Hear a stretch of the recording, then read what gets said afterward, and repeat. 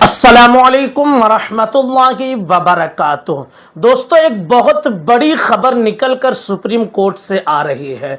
जी हां, हम अपनी मस्जिदों को लेकर बहुत परेशान थे क्योंकि हर जगह आज यही मामला चल रहा है। जहां देखो वहां फला मस्जिद के नीचे मंदिर है, फला दरगाह के नीचे मंदिर है, फला जगह पर मंदिर था और इस तरह के मामलात मसाजिद के साथ किए जा रहे थे।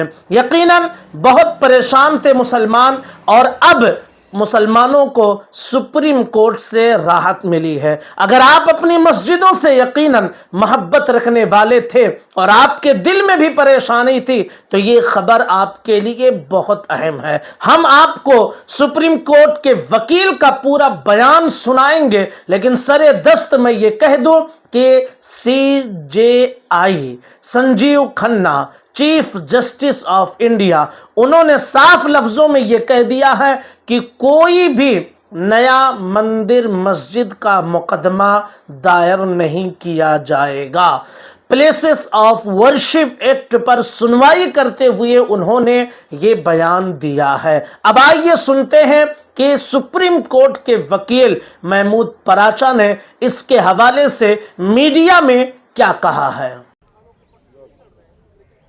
प्लेसेज ऑफ वर्शिप एक्ट पर केंद्र सरकार जवाब देने को तैयार हो गई। अब तक जवाब नहीं आया था। आज केंद्र सरकार की तरफ से कहा गया कि 4 हफ्ते में, केंद्र सरकार की तरफ से कहा गया कि वो जवाब देने को तैयार है। कोर्ट ने कहा 4 हफ्ते में जवाब दीजिए। हमारे साथ इस मामले में मथुरा शाही ईदगाह मस्जिद के वकील महमूद पराचा साहब हैं। उनसे जानेंगे कि आज कोर्ट ने अपने आदेश में क्या कहा। देखिए, आज कोर्ट ने अपने आदेश में सीधे सीधे तौर पे ये कहा, पहली चीज़ कि कोई भी नया केस नहीं डलेगा जब तक कि ये अगली डेट नहीं आ जाती। ये प्लेसेस ऑफ वर्शिप एक्ट के तहत जो आता हो, मतलब किसी भी धार्मिक स्थल पे कोई भी हिंदू, मुसलमान, सिख, ईसाई किसी दूसरे की धार्मिक स्थल पे कोई केस नहीं डालेगा। एक बात नया। दूसरा कि जो भी कोई भी कोर्ट जिसमें ये मामले लंबित भी हैं, वो कोई भी ना इंटरिम ऑर्डर यानी कि जो टेम्पररी ऑर्डर था वो पास करेगा, ना कोई फाइनल ऑर्डर पास करेगा। और स्पेसिफिकली तीसरी चीज़ का जो नाम लिया है वो है कि कोई भी सर्वे का ऑर्डर नहीं करेगा। तो ये बुनियादी तौर पे ऑर्डर हुआ है, लेकिन ये सारे ऑर्डर अगली तारीख तक के लिए हुए हैं। और जो आपने कहा कि केंद्र सरकार तैयार हो गई,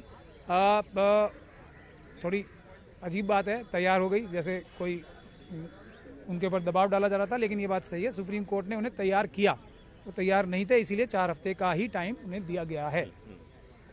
तो आम लोगों को समझाने के लिए बताइए कि कब तक इस देश में इस तरह का नया विवाद नहीं आएगा जो विवाद अभी आ रहे थे आजकल। जो विवाद पैदा कर रहे हैं बेईमान शरारती लोग, जब वो विवाद पैदा करना बंद कर देंगे, क्योंकि विवाद तो कोई है ही नहीं।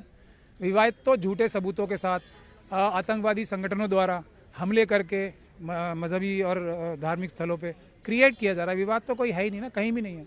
और जब तक वो क्रिएट करते रहेंगे, जब तक चलता रहेगा, उसे कोई ना अयोध्या की 5 जज की जजमेंट रोक पाएगी, ना कोई सुप्रीम कोर्ट में एफिडेविट दिया हुआ कि हम एक मस्जिद को नहीं तोड़ेंगे, वो काम आएगा। कुछ काम नहीं आएगा जब तक गैर संवैधानिक लोग, आतंकवादी लोग आतंकवाद करना चाहेंगे, जब तक ये कंटिन्यू रहेगा। पराचा साहब, मैं एक वकील से बात कर रहा हूँ। जी, मैं वही बता रहा हूँ। और हम केस के बारे में बात कर रहे हैं, जो जिस तरह की आपने दलील ली कि आतंकवादी, उग्रपंथी, ठीक उसी तरह की बात आती है। तो मैं एक वकील से बात कर रहा हूँ कि प्लेसेज ऑफ वर्शिप एक्ट का जो आप लोग, उनका जो विरोध है वो तो है, आपके लिहाज से ये क्यों जरूरी है?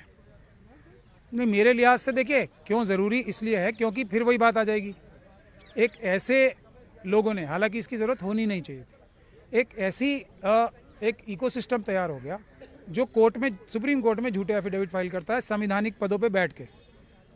जो यूपी सरकार ने एक झूठा एफिडेविट, जो बाबरी मस्जिद है उसके शहीद होने से पहले झूठा एफिडेविट फाइल किया।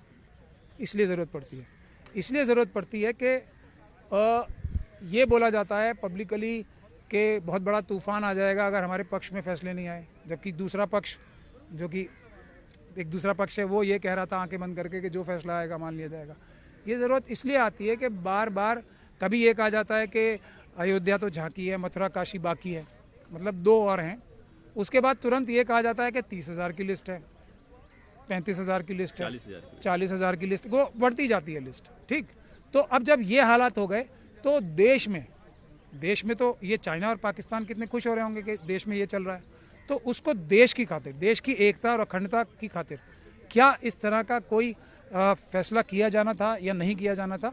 ये उस तरीके के इमरजेंसी के देश की अखंडता और सुरक्षा को बरकरार रखने के लिए इस तरह का एक एक्स्ट्राऑर्डिनरी कानून आया है। अल्लाह रब्बुल इज्जत का बेपनाह एहसान और शुक्र है कि अल्हम्दुलिल्लाह हम तलोजा फेस 1 न्यू मुंबई खारघर में कामयाबी की तरफ आगे बढ़ रहे हैं। जिस ज़मीन की ख़रीदारी के लिए हम कोशिश कर रहे थे कि वहाँ पर मस्जिद बनाएंगे, अल्हम्दुलिल्लाह आप सब ने दुआ दी और आप सब ने ताउन किया। अल्लाह और रसूल का बेपनाह करम और एहसान रहा।